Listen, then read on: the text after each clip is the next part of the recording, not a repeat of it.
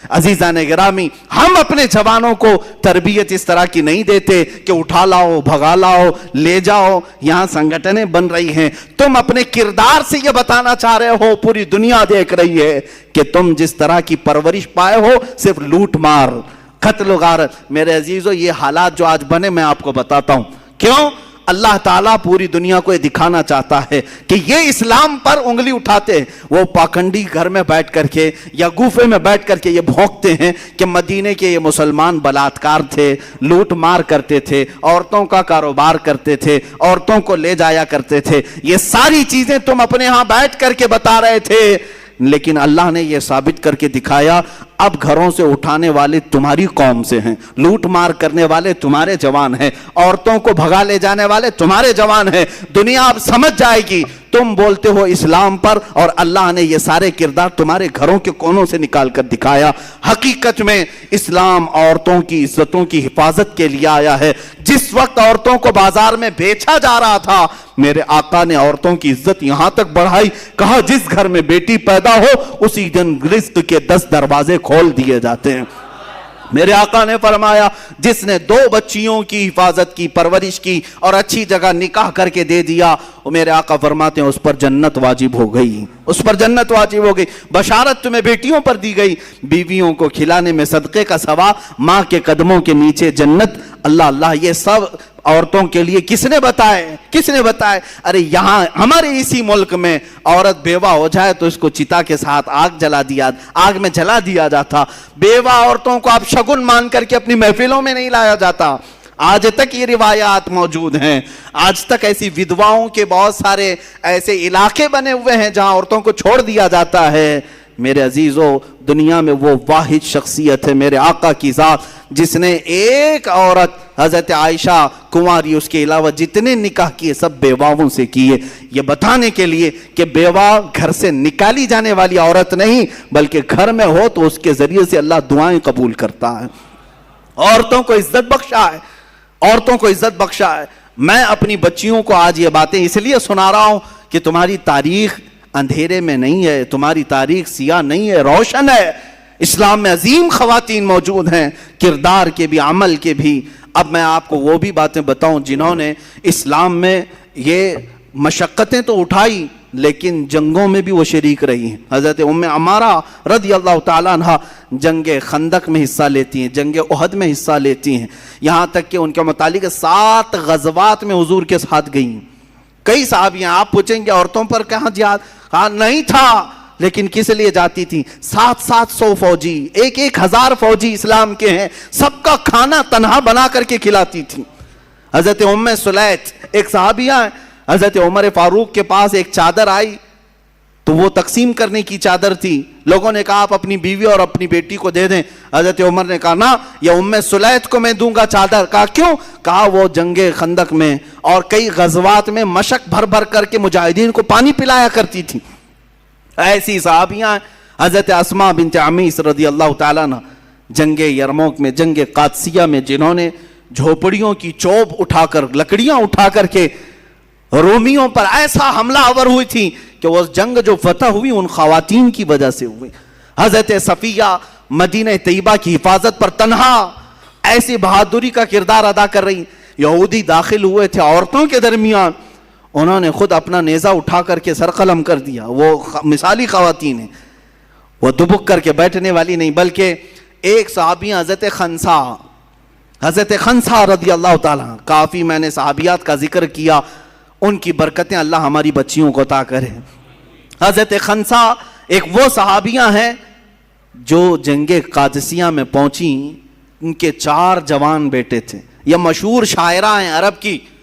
یہ ایمان لانے سے پہلے جب شعر و شاعری کرتی تھی، مرثیہ پڑھنے کا ایک طریقہ تھا عرب میں. جب کوئی مر جاتا تو اس کے تعریفیں کر کر کے لوگوں کو رلاتے تھے. مرثیہ کر اس کو کہتے ہیں. تو یہ مرثیہ پڑھنے میں مشہور تھی خنسا. ان کے بھائی اور اس کے رشتہ دار انتقال کیے تھے زمانہ جاہلیت میں. تو مشہور ہے حضرت خنسا نے 2 سال تک عرب والوں کو رلایا اشعار میں. ایسے ایسے اشعار لکھتی تھی کہ لوگ رونے لگ جاتے تھے. اور ایمان لائی، 4 بیٹوں کو لے کر کے حضرت عمر فاروق کے زمانے میں جنگ قادسیہ میں پہنچ گئی. رات کے وقت اپنے پرانے اشعار پڑھنے لگی، لیکن اب بدل گئے تھے اشعار. اپنے بیٹوں کو کہتی تھی تمہاری ماں نے کبھی بدکاری نہیں کی، تمہارے باپ نے کبھی خیانت نہیں کی. اے جوانوں، اگر تم دین مصطفیٰ کے کام آ گئے تو خنسا کا سر بلند ہوگا. وہ رات بھر اشعار پڑھتی رہی. صبح جب اٹھے جنگ شروع ہوئی. وہ بڑی گھمسان کی جنگ تھی. شام سے پہلے لوگوں نے آ کر کے بتایا حضرت خنسا کو کہ تمہارے 4 بیٹے شہید ہو گئے.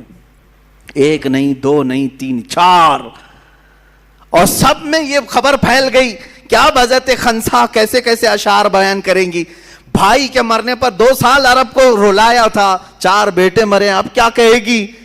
سب آ کر کے جب پوچھتے ہیں کہ خنسا 4 بیٹوں کی لاش پر تم کیا مرثیہ پڑھو گی، سب کو جمع کرتی ہیں اور کہتی ہیں میرے غم پر اور مرثیہ پر اشعار سننا چاہتے ہو سنو. ہر بیٹے پر میں کہتی ہوں انا للہ و انا الیہ راجعون. اب اسلام میں آ چکی، ایمان لائی ہوں.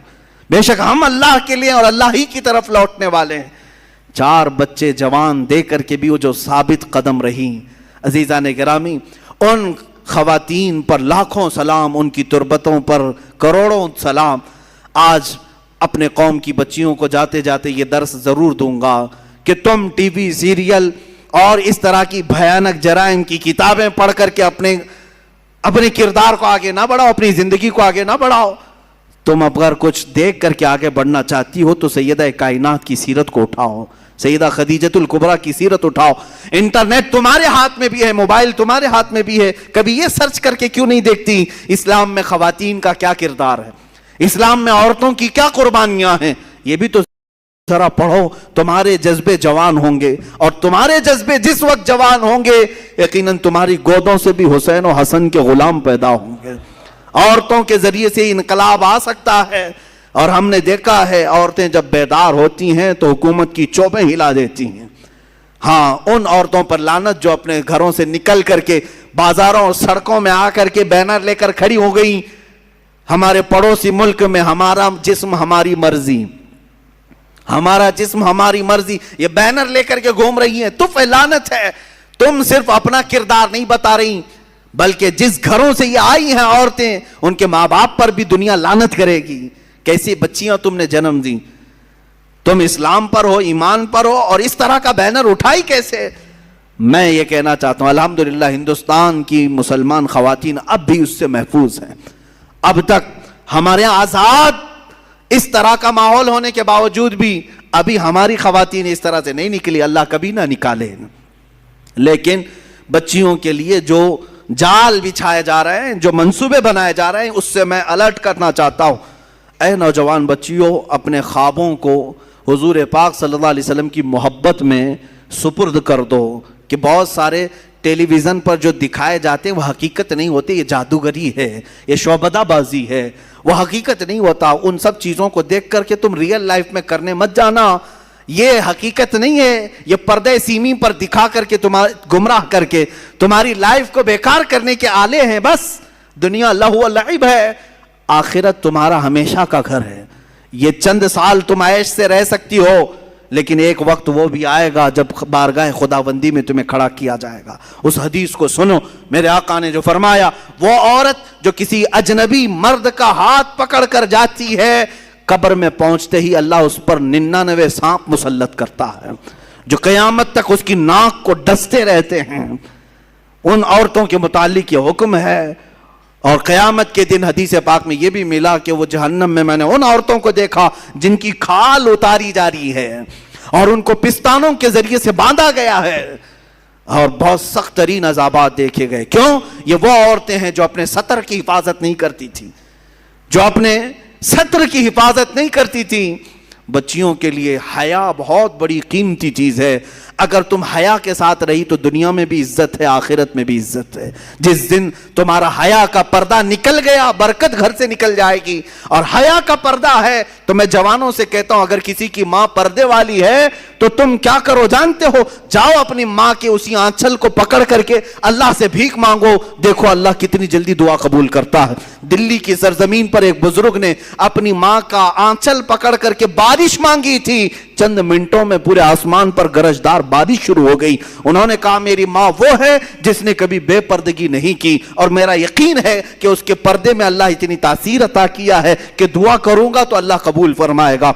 मैं इन औरतों से भी कहूंगा अपने तुम्हारे भाइयों की इज्जत तुम्हारे साथ है, तुम्हारे बाप की इज्जत तुम्हारे साथ है, तुम्हारे घर बार पूरे खानदान की इज्जत तुम्हारे कंधों पर है। इतना ही नहीं ऐ खवातीन, तुम्हारे कंधों पर पूरे इस्लाम की इज्जत भी है, रसूल पाक की निस्बत भी है, फातिमतुज ज़हरा की निस्बत भी है। जिस दिन तुम ठोकर मार करके जाओगी तो दुनिया ये कहेगी कि मोहम्मद अरबी के दीन में पलने वाली खातून घर छोड़कर भाग गई, फातिमतुज ज़हरा से निस्बतें जोड़ने वाली निकल गई। तुम इनकी इज्जतों का ख्याल करो, अनकरीब अल्लाह तुम्हारे लिए कुशादगी अता करेगा और जन्नत के दरवाजे तुम्हारे इंतजार में। मौला हम सबको नेक और सालेह जिंदगी अता फरमाए, हमारे घरों की बच्चियों को सैयदा कायनात फातिमतुज ज़हरा का किरदार अता फरमाए, उनके झुरमट में जगह अता फरमाए। व आखिरु दावाना अनिल हम्दुलिल्लाहि रब्बिल आलमीन। कल इंशाअल्लाह अज़ीज़ करबला के बयानात शुरू होंगे कल, और जुम्मा को इंशाअल्लाह इख्तिताम पजीर होगी। व आखिरु दावाना अनिल हम्द।